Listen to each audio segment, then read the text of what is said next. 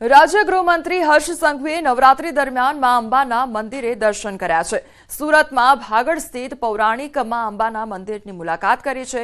मां अंबाना ચરણોમાં શીશ ઝુકાવી દર્શન કર્યા છે। રાજ્યની શાંતિ, સલામતી અને સુખાકારી માટે કામના પણ કરી છે। જ્યાં છત્રપતિ શિવાજી મહારાજ દર્શનાર્થે સુરત આવેલા ત્યારે આવ્યા હતા। એ જૂના અંબાજી મંદિર ખાતે સૌ ભાવિ ભક્તો જોડે માં અંબાના ચરણોમાં પ્રાર્થના કરીને સૌ લોકોની સૌ મનોકામનાઓ પૂર્ણ થાય।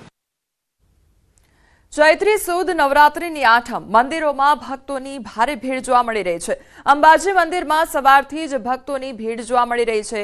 અંબાજીમાં નવરાત્રિની આઠમ ભરવાનું વિશેષ મહત્વ રહેલું છે। મોટી સંખ્યામાં શ્રદ્ધાળુઓ માતાજીની આરતીમાં જોડાયા અને આઠમ ભરવા દૂર દૂરથી ભક્તો માતાજીના દર્શને આવ્યા। નવરાત્રિની આઠમ નિમિત્તે અંબાજી મંદિરને રંગબેરંગી ફૂલોથી શણગાર કરવામાં આવ્યો છે। વહેલી સવારથી જ અંબાજી મંદિર જય જય અંબેના નાદથી ગુંજી ઉઠ્યું છે।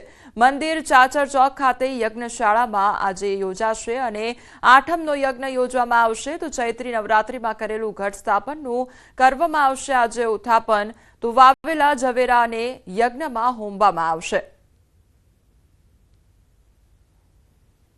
આજે અષ્ટમી છે। આજે મહાગૌરીનું ભગવતીનું અહીંયા સ્વરૂપ છે અને અહીંયા અંદર મંદિરમાં ઘટસ્થાપન કરવામાં આવે છે। ઝવેરા વાવી અને ભગવતીની આરાધના કરવામાં આવે છે। આજે અષ્ટમીનો હોમ થશે।